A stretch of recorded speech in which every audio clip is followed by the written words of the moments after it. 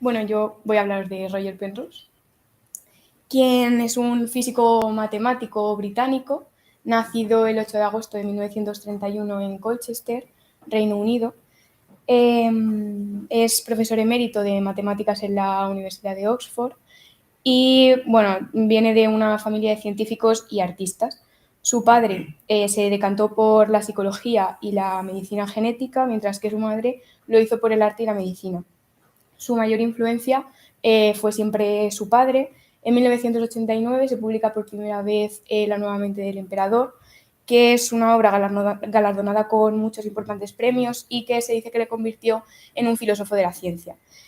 Además de por su conocida crítica a la inteligencia artificial, a Penrose también se le conoce por su platonismo matemático, por los teslados aperiódicos, las figuras imposibles, así como por su cosmología cíclica conforme, su teoría sobre la acción de la mecánica cuántica sobre el fenómeno de la consciencia o la teoría de los twistores.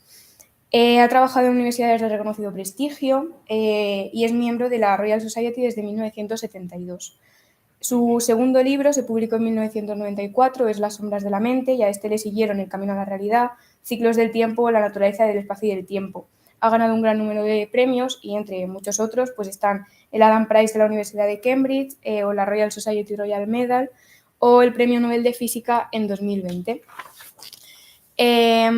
Su capacidad de admiración y su adaptación a los nuevos descubrimientos forma parte del estilo de pensar de Roger Penrose, y esta honestidad es la que le ha llevado a ir cambiando de opinión pues, según lo han requerido estos nuevos descubrimientos. Se inclina hacia posturas realistas más próximas a las de Rödinger, Einstein o Dirac, mientras que se opone a las tesis de Bohr o de Hawking. Defenderá que la aproximación científica a la realidad genera un conocimiento que podemos calificar de verdadero y que conforme vamos generando este nuevo conocimiento se va alcanzando un mayor, lo que él llama, contenido de realidad, que también afirma que las matemáticas están ahí o que la ciencia permite comprender y conocer correctamente la realidad. Postula pues, un predominio del conocimiento científico en sí y no por su utilidad práctica, al contrario que instrumentalistas o pragmatistas, y que un método científico objetivo necesitará partir necesariamente de la existencia de un mundo ahí fuera y del principio de causalidad. Por lo tanto, su postura es coherente con un realismo tanto metafísico como gnoseológico. Dirá Penrose que en la realidad podemos distinguir tres mundos: el mundo de los absolutos matemáticos, el mundo de la experiencia mental y el mundo físico. Este esquema está inspirado en el mundo de las ideas de Platón, en el mundo mental de Berkeley y en el esquema de los tres mundos de Popper. Para el mundo matemático, Penrose nos pide que ampliemos un poco el concepto que tenemos de realidad física para incluir en él los objetos, las estructuras de matemáticas que más que crearse o construirse, se descubren por el hombre. Por otro lado, la existencia de tipo física estaría constituida por los elementos espaciotemporales, de modo que jugaría también un papel esencial las sensaciones. Y, en último lugar, la experiencia mental sería la correspondiente a las ideas y los pensamientos. El modo en el que se interconectan estos tres mundos constituirá lo que Penrose llama tres misterios. Cada mundo emerge del anterior. Entonces, si partimos del mundo matemático, el primer misterio sería el que relaciona el mundo matemático con el mundo físico. Entonces, relaciona el mundo físico con la pequeña parte del mundo matemático que le sirve de fundamento. Es el misterio de cómo las matemáticas pueden aplicarse al mundo físico con tanta precisión. El segundo misterio, relaciona el mundo físico con el mundo mental. Entonces, relaciona el mundo mental con una pequeña parte de las estructuras físicas que le sirven de soporte. Es el misterio de cómo una materia física también organizada como es el cerebro humano, en él se pueda dar el conocimiento consciente. El último misterio es el que relaciona el mundo mental con el mundo platónico matemático, y es el misterio de la forma en la que las mentes humanas son capaces de tener intuiciones matemáticas complejas. Cada uno, como he dicho, emerge del anterior. El mundo físico estaría gobernado por una pequeña parte de las matemáticas, el mundo mental tiene su fundamento o su base en la parte física, y todas las realidades matemáticas son alcanzables por la razón. Parece como una especie de causa sui. Bueno, son tres realidades que juntas constituyen una única realidad o una única teoría de la realidad. Voy a introducir brevemente, más bien apuntar algunas ideas de la filosofía de Penrose. Entre ellas, bueno, la primera, algunos autores defienden el ir contra el sentido común para obtener un verdadero conocimiento científico. Esta es la postura que adoptó, por ejemplo, Douglas Hofstadter al afirmar que el concepto de yo es una convención social, una ilusión en la que nos hemos puesto de acuerdo, porque este yo se refiere a una consciencia que es simplemente una consecuencia de las leyes físicas.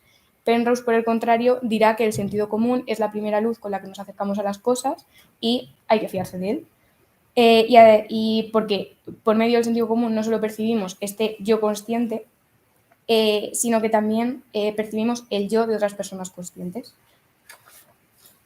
Bueno, por otra parte, como he dicho, Penrose profesa un fuerte platonismo matemático, afirmando que los conceptos y los objetos matemáticos no son construcciones que solo existen en la mente, sino que son realidades inmateriales y atemporales. Aunque Penrose aceptará que en las matemáticas se podría dar cierta construcción, estas siempre remiten a una existencia real. Y conocemos estos objetos matemáticos, según Penrose, por intuición directa. ¿Qué es esta intuición directa? Pues es como una especie de inspiración matemática que se produce por una súbita irrupción en el mundo platónico que nos permitiría alcanzar ciertas verdades de ese mundo como resultado de una comprensión más plena de la realidad. La mente humana sería la única capaz de tener ese contacto directo con el mundo platónico y que nos permite conocer unas verdades matemáticas que, bueno, incluso más que descubrirse, podríamos decir que se recuerdan.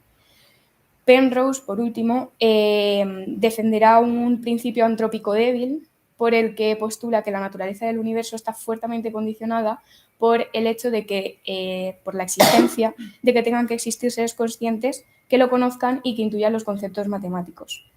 Maravillado por la existencia de estos seres conscientes y libres, con capacidad para conocer el mundo, hacer matemáticas y actuar libremente, pues Roger Penrose dirá que estos seres constituyen la mayor singularidad y el mayor reto explicativo para la física. En cuanto al problema de la consciencia, pues tratando de buscar una respuesta a cómo deben ser la física y las matemáticas para que el universo pueda albergar seres conscientes y libres capaces de conocer tanto las matemáticas como el mundo físico como a sí mismos, subrayará la necesidad de una nueva física. Según este autor, nuestra capacidad de pensar se fundamenta en el hecho de que somos seres conscientes capaces de comprender.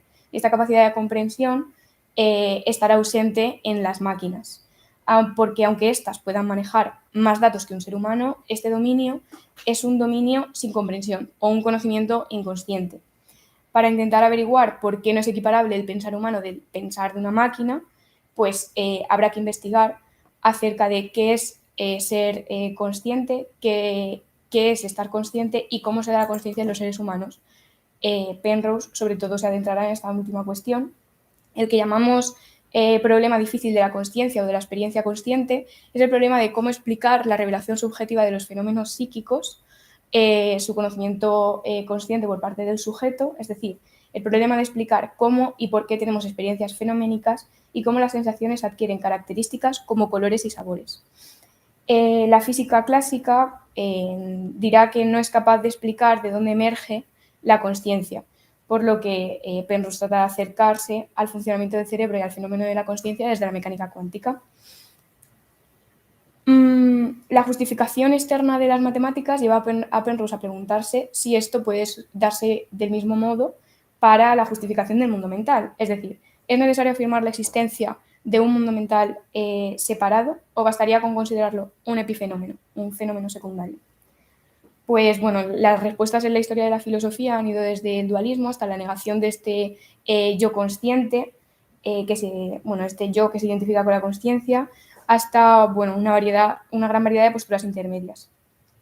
Lo que Penrose dice es que tanto la física conocida como la actividad computacional resultan insuficientes para explicar este fenómeno. Entonces necesitaremos algo que esté más allá de la física del momento y algo que sea no computacional. Computacional es para Penrose todo aquello que pueda ser simulado en una máquina de propósito general, es decir, una máquina de Turing. que es un ordenador idealizado con capacidad ilimitada de memoria que ejecuta algoritmos sin detenerse ni equivocarse. Entonces, Penrose dirá que su postura no es la que defienden todos los autores, sino que muchos pensadores han propuesto precisamente lo contrario. Y agrupa las posibles relaciones entre computación y consciencia en 4 posturas, la A, B, C y D. Las llama así. La A dice que todo pensamiento es computación, entonces con solo emplear los cálculos necesarios y adecuados se podrán evocar sentimientos de un pensamiento consciente. Aquí encontramos a Alan Turing. La postura B nos dice que la consciencia es una característica de la acción física del cerebro y cualquier acción física es computable, aunque la simulación no pueda por sí misma evocar la consciencia. Esta es la postura de John Searle. La tercera postura, que es la de Penrose, dice que una adecuada acción física en los cerebros evoca la consciencia, pero esta acción física no puede ser simulada. Por último, Gödel, en la postura D, nos diría que la consciencia no se puede explicar en términos físicos, computacionales o de cualquier otra ciencia. Lo que dice nuestro autor es que solo las posturas A y C defienden que la presencia de una consciencia se puede detectar científicamente y rechazará la postura de Gödel por considerarla como mentalista. Como hemos dicho, para Penrose los ordenadores nunca podrán simular esta capacidad de comprensión que tiene el ser humano ni el comportamiento consciente, porque, pues, por ejemplo, en el test de Turing siempre habría un juez que se daría cuenta de que la máquina no está realmente pensando y podría diferenciar si quien responde es realmente un ser humano o es solo una máquina.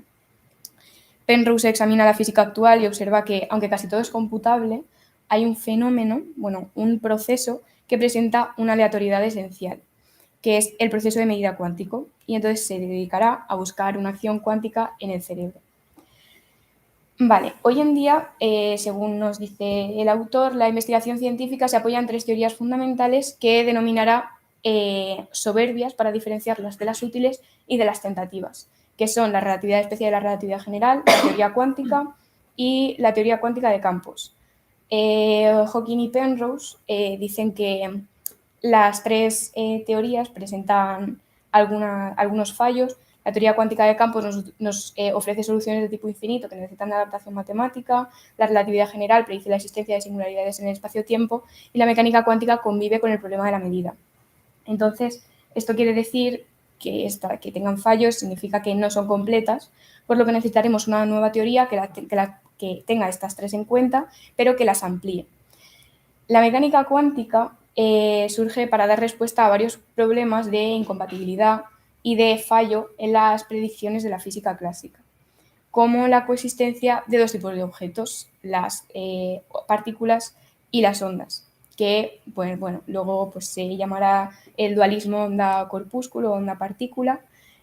No voy a ser muy rigurosa porque lo que quiero es que se entienda como de forma muy general, pero bueno, el caso es que mientras no medimos una partícula, esta se comporta como una onda siguiendo la ecuación determinista de Schrödinger. Y cuando la medimos pasa a comportarse como una partícula. Es decir, este es el experimento de la doble rendija, el de las fotos, ¿vale? Esto, la flechita esta, es una fuente de fotones. En esta pared tenemos 2 rendijas, una arriba y una abajo, y luego tenemos una pared a la que llegan los fotones pues, cuando chocan. Vale. Mientras no medimos, mientras no hay un detector o no hay nadie que observe lo que esté sucediendo, el fotón se va a comportar como una onda. Entonces se expande, pasa por ambas rendijas, atraviesa ambas y al atravesar ambas interfiere consigo misma, es decir, unas ondas chocan con las otras. En algunos puntos estas ondas interfieren constructivamente, llegando a la pantalla, y en otros puntos destructivamente, por lo que se cancelan y no llega a ningún punto a la pantalla. Lo que pasa cuando medimos es que el fotón cambia su comportamiento, ¿vale? Entonces pasa de atravesar ambas rendijas a la vez a pasar a atravesar o una o la otra. El 50% de veces atravesará la de arriba, el 50% la de abajo. Entonces dibujará pues, un patrón que aparece justo delante de las 2 rendijas. Vale. Al proceso anterior a la medida le llamamos U, que es la evolución unitaria, mientras sigue una ecuación determinista.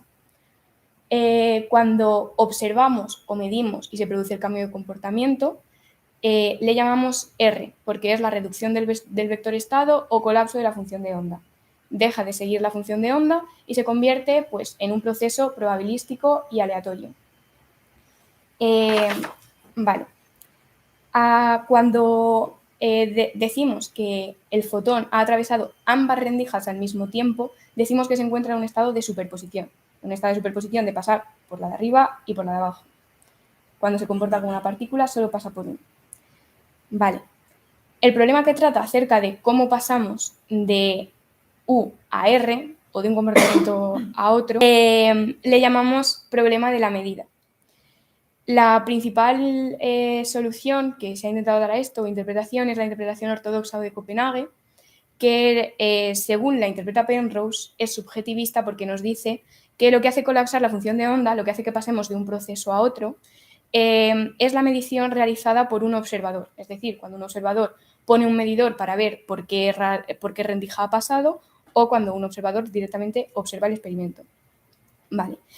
Penrose lo que intenta es buscar algún tipo de reducción objetiva y llega pues, a una reducción objetiva a la que denomina OR, pues derivada de unir la mecánica cuántica con la relatividad general. Penrose toma la base de sus ideas del trabajo de Diossi, que es otro físico, y en lugar de modificar la relatividad para que se adapte a la mecánica cuántica, pues dirá que la mecánica cuántica se modificaría cuando los efectos gravitacionales se volvieran relevantes. Hay que tener en cuenta también un proceso que se llama de coherencia cuántica, que es la pérdida de la coherencia de un estado cuántico, es decir, la pérdida de la superposición de que atraviesa ambas rendijas, pero no por observación, sino por influencia del entorno. Es decir, que la partícula microscópica, al interactuar con un entorno macroscópico, cambia su comportamiento. Esto es la decoherencia cuántica, decoherencia por el entorno. Penrose quiere precisar qué tipo de interacciones harían colapsar la función de ondas y toma la gravedad cuántica con su formulación de la reducción objetiva, que dirá que la superposición de estados no es una superposición de dos estados en un mismo espacio-tiempo, sino que es la superposición de dos estados bien localizados, es decir, la superposición de dos espacios-tiempos diferentes, que al no poder unirlos en una misma variable tiempo, que como exige el proceso U, pues provoca que haya una energía incierta. La energía incierta es la diferencia de energía que hay de un estado de la superposición a otro. Y pues cuanto mayor sea esta energía incierta, menor será el tiempo de vida de la superposición. Si lo traducimos en términos de masa, pues cuanto más grandes sean las moléculas, menos sería el tiempo que tarda en diluirse la superposición y pasar de un proceso a otro. Además, este colapso sería no local porque se trata de efectos instantáneos a grandes distancias que se dan por decoherencia por el entorno. Vale, y entonces ya podemos pasar a la reducción objetiva orquestada, que es una hipótesis formulada por Penrose y el anestesiólogo Stuart Hameroff en 1995. Ha sido retocada en varias ocasiones, incluso podríamos decir que sigue abierta a nuevas modificaciones por los descubrimientos que se han ido dando. Voy a hablar muy brevemente de algunas partes, pues de algunos componentes del cerebro. El citoesqueleto es como si fuera el sistema nervioso de la célula, porque le proporciona la estructura que le da forma y contiene el sistema de control de esta célula. Las neuronas, son células que tendrían su propio citoesqueleto cada uno. El citoesqueleto está compuesto por unas moléculas, por unas proteínas dispuestas en varios tipos de estructuras. Estos tipos de estructura pueden ser filamentos intermedios, microtúbulos y filamentos de actina. Aquí nos vamos a centrar en los microtúbulos. Los microtúbulos son tubos cilíndricos huecos, como se ve aquí, o esto también es el microtúbulo. Son tubos cilíndricos huecos y cada uno está conformado por unas proteínas que se llaman tubulinas, que pueden estar en dos disposiciones, que llamaremos tubulina A y tubulina B. Las tubulinas pues, existen en conformaciones distintas y además en su interior contienen dos electrones protegidos por una cápsula hidrofóbica. Vale, esto es el microtúbulo, esto grande son las tubulinas y lo de dentro, el puntito, son los electrones, ¿vale? Cada uno está pues uno arriba y uno abajo, protegido por la cápsula. aquí están al contrario y aquí están en superposición, ¿vale? Tanto la tubulina como los electrones. Entonces, según Penrose, que se basa en los estudios de Hameroff, la teoría cuántica de la consciencia podría buscarse en estos microtúbulos, porque son lo suficientemente pequeños como para albergar los efectos cuánticos. Los microtúbulos, que están compuestos por estas proteínas, que son las tubulinas, serían los que se encuentran en superposición de varios estados o conformaciones. En función de si sus electrones están localizados, como es el caso de estas dos figuras de arriba, o superpuestos, como es el caso de la de abajo, que están en ambos sitios a la vez. Vale. Los microtúbulos son el aislante de la actividad aleatoria del entorno y permiten que se dé la superposición al impedir durante un tiempo la decoherencia cuántica por el entorno, o sea, la influencia del entorno en este sistema microscópico. Vale, pero esto no es relevante para citoesqueletos individuales porque pues, un citoesqueleto o un microtúbulo en concreto no va a poder comprender la crítica a la razón pura.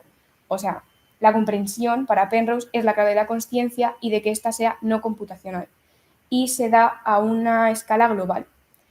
Es decir, que el estado de superposición debe afectar a todas las neuronas y a sus conexiones, no solo a cada neurona individualmente. La manifestación de este estado citoesquelético en superposición sería la consciencia y el papel de las neuronas es hacer como de dispositivo amplificador para que estas acciones se transfieran al resto de órganos del cuerpo, como pueden ser los músculos. La imagen clásica, dirá Penrose, nos ofrece la imagen clásica del nivel neuronal sería entonces una mera sombra de lo que está ocurriendo a un nivel más profundo. Entonces, recapitulando, en primer lugar, las tubulinas tienen un patrón definido. Luego empezarían a entrar en superposición según la ecuación determinista de Rödinger. En tercer lugar, esta superposición se extendería a las tubulinas adyacentes. En cuarto lugar, se produciría una conexión entre muchas de estas tubulinas. En quinto lugar, se daría una reducción objetiva orquestada que define el nuevo estado de las tubulinas, ya que, como hemos visto con la reducción objetiva, pues a mayor energía incierta, menor es el tiempo de vida de la superposición. En este caso, a mayor número de tubulinas coordinadas u orquestadas, pues antes se daría la disolución de esta superposición. Además, esta energía gravitacional no es solo proporcional al número de tubulinas coordinadas en la superposición, sino que también da lugar a una intensidad u otra de la experiencia consciente, por lo que habría un mayor grado de experiencia consciente en unas conformaciones que en otras, dependiendo de la extensión de la superposición. La reducción objetiva orquestada recibe el nombre por la reducción objetiva como solución al problema de la medida de la mecánica cuántica y orquestada porque está coordinada en distintas partes del cerebro.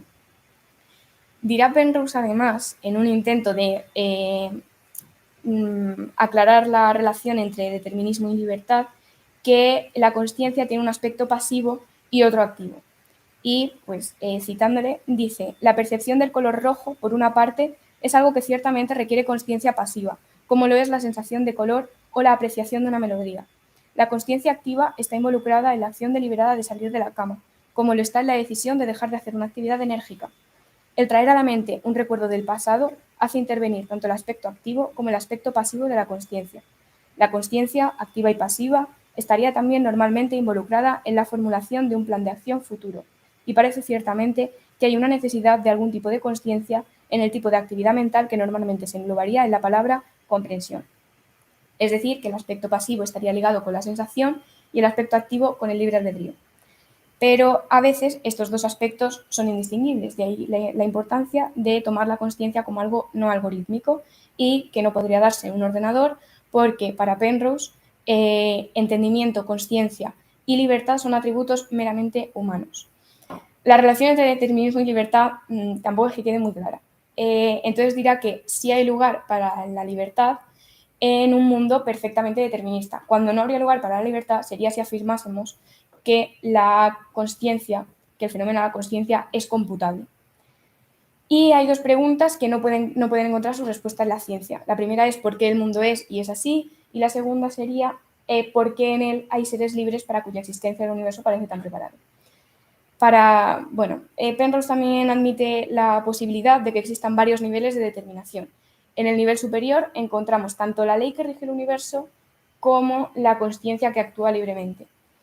Y de esos dos niveles, que son la ley universal y la libertad personal, se determinarían los acontecimientos en niveles inferiores.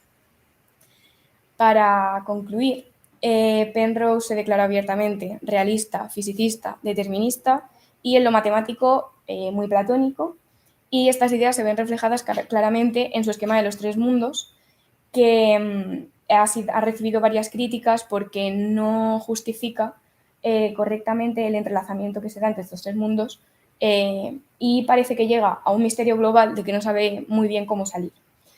La consciencia, como hemos dicho, según el esquema de los tres mundos de Penrose, se encontraría entre dos misterios: el que le relaciona con la capacidad que tienen los seres conscientes de conocer la verdad matemática, y por otro lado, el que la relaciona con el mundo físico, porque la consciencia podría ser tratada en términos físicos, aunque no se reduzca a ellos.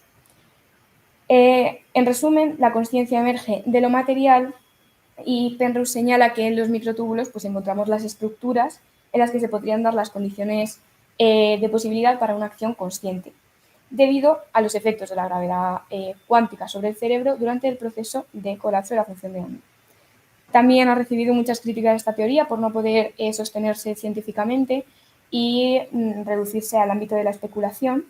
Sin embargo, otros autores pues, dicen que si esta teoría lograra comprobarse, desbordaría todas las categorías mente-cerebro tradicionales, como el interaccionismo, el fisicalismo o el epifenomenismo.